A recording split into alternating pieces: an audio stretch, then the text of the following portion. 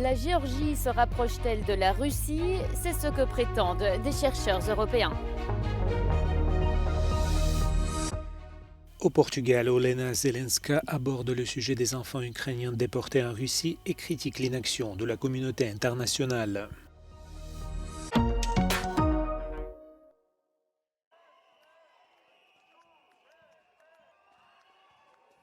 La Géorgie se rend aux urnes samedi. Pour la première fois dans le pays, les élections législatives se déroulent selon un système entièrement proportionnel.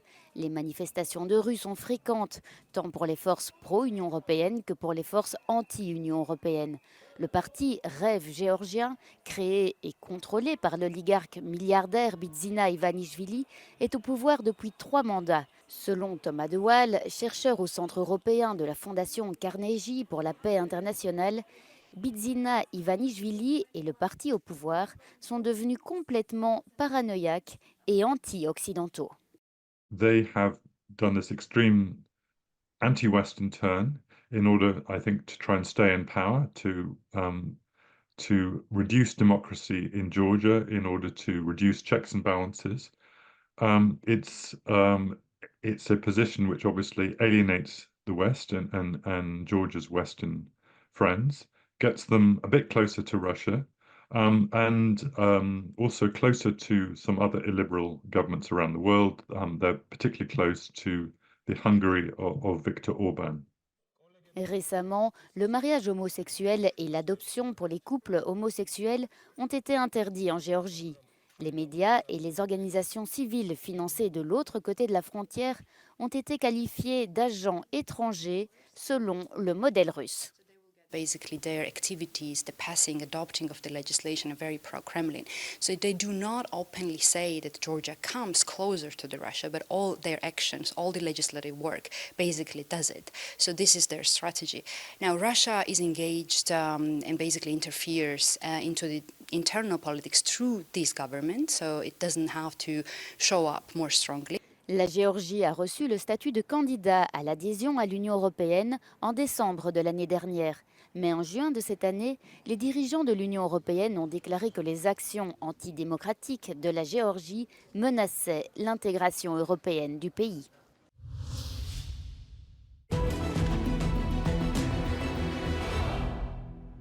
Russian forces are pushing to enter Selidova, trying to claim control over parts of the town, Ukrainian military says, noting that on Wednesday only, Moscow attacked the town 19 times using a large number of infantry. Now, the Institute for the Study of War confirms Russia's significant tactical advances into and around Selidova in recent days, noting that Moscow's focus on securing Selidova has come at an expense of Russian forces' ability to sustain a meaningful offensive drive directly on Pokrovsk, Russia's top priority in this area.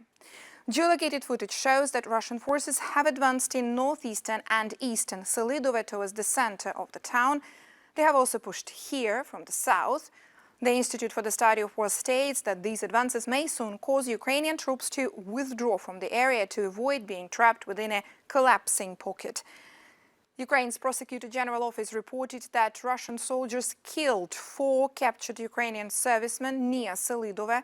Taken prisoners during a Russian attack on the 6th of October, they were filmed during the interrogation and then killed, Kyiv investigators report. Selidova is not Russia's operational objective on this part of the front, so Ukraine's decision to defend the settlement has likely fixed a relatively large contingent of Russian troops on the southern flank of Pokrovsk, which is Russia's primary and operationally meaningful objective in the area. The Institute for the Study of War assesses that Russia may well take Selidova in the coming days, but it wouldn't mean that Pokrovsk will be captured next. In fact, the seizure of Selidova is likely to have exhausted Russian forces and reduced their combat effectiveness if they are ordered to pivot towards Pokrovsk. À la tribune de la 9e édition des conférences d'Estoril au Portugal, la première dame ukrainienne Olena Zelenska a tenu un discours de 7 minutes au sujet des enfants déportés en Russie. Selon elle, cette situation est la plus douloureuse depuis l'invasion russe. 19,000 have been taken to Russia. an act witnessed by the world yet met with insufficient action.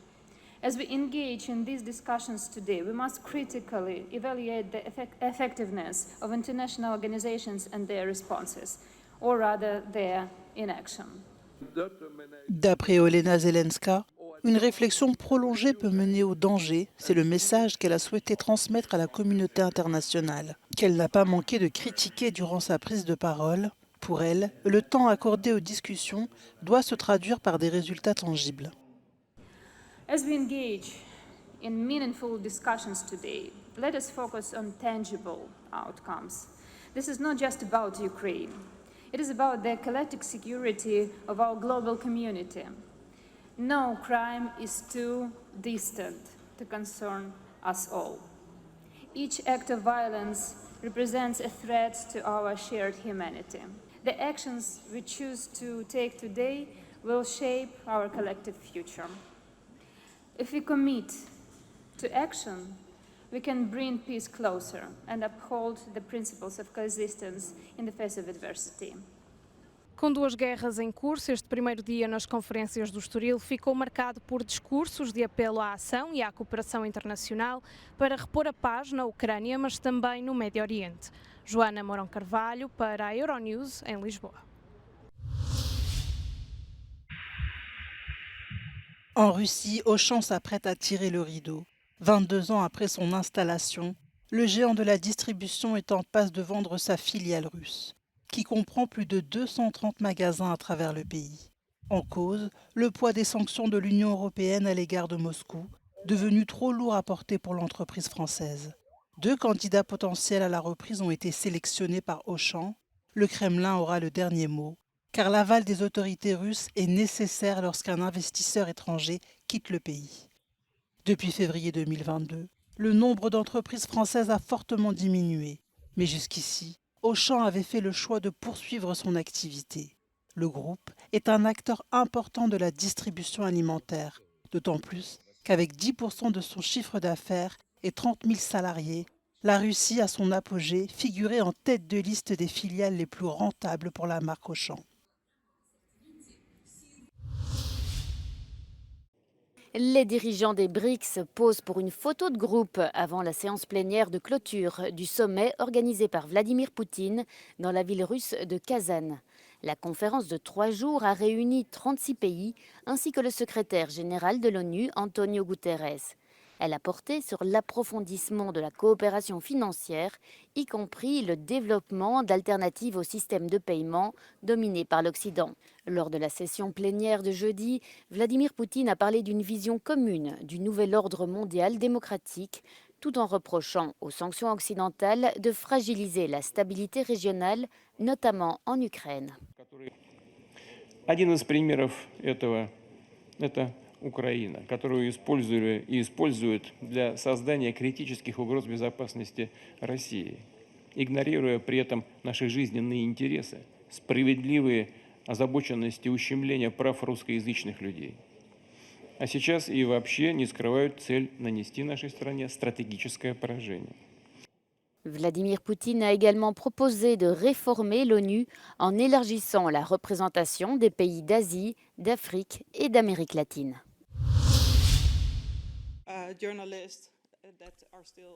Une enquête sur la disparition de plus de 50 000 enfants migrants a remporté le prix Daphne Caruana Galizia 2024 du Parlement européen pour le journalisme. Baptisé Lost in Europe, le projet mené par la journaliste néerlandaise Rechtje van Aren a révélé que depuis 2021, en moyenne, près de 47 enfants migrants arrivant en Europe sont portés disparus chaque jour. La recherche a révélé des incohérences importantes dans la documentation et les rapports dans 31 pays, dont l'Autriche, l'Allemagne et l'Italie, ce qui fait craindre que le nombre réel d'enfants disparus ne soit plus élevé. Euronews a pu rencontrer la responsable du projet. They say this is just a tip of the iceberg, that there were 51,433 children missing.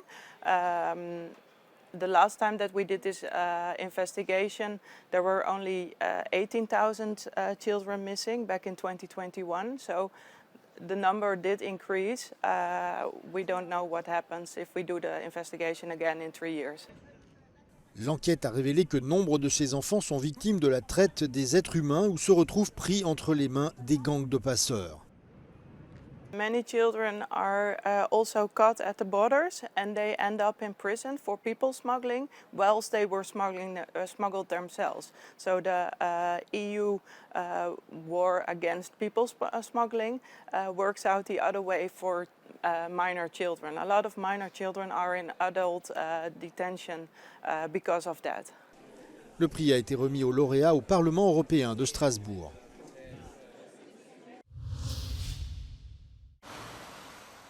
Les forces de sécurité toujours bien visibles sur les lieux du complexe aérospatial d'Ankara qui a fait l'objet d'un attentat mercredi, tuant 5 personnes et en blessant plus de 20 autres. Les ministres turcs de l'Intérieur et de la Défense ont imputé l'attentat aux militants kurdes du PKK que la Turquie et ses alliés occidentaux considèrent comme un groupe terroriste. À la suite de cette attaque, l'armée de l'air turque a frappé ce matin des cibles de militants kurdes en Irak et en Syrie. Le ministère de la Défense a déclaré que plus de 30 cibles avaient été détruites lors de l'offensive aérienne sans fournir de détails sur les lieux touchés.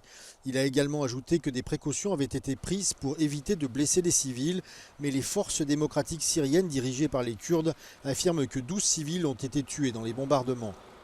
Le Parti des travailleurs du Kurdistan n'a fait aucune déclaration sur l'attaque d'Ankara ou les frappes aériennes. Le président turc Recep Tayyip Erdogan a condamné l'attentat lors d'une rencontre avec le président russe Vladimir Poutine en marge du sommet des BRICS à Kazagne en Russie.